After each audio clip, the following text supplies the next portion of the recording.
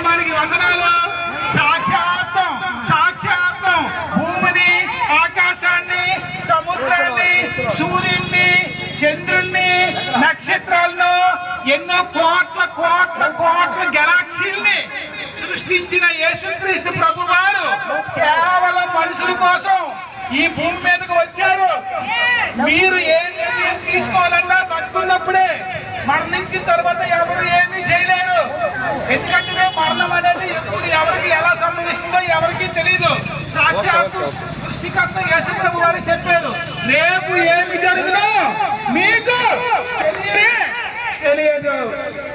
సజీవులు సజీవులే, మృతులు మృతులే.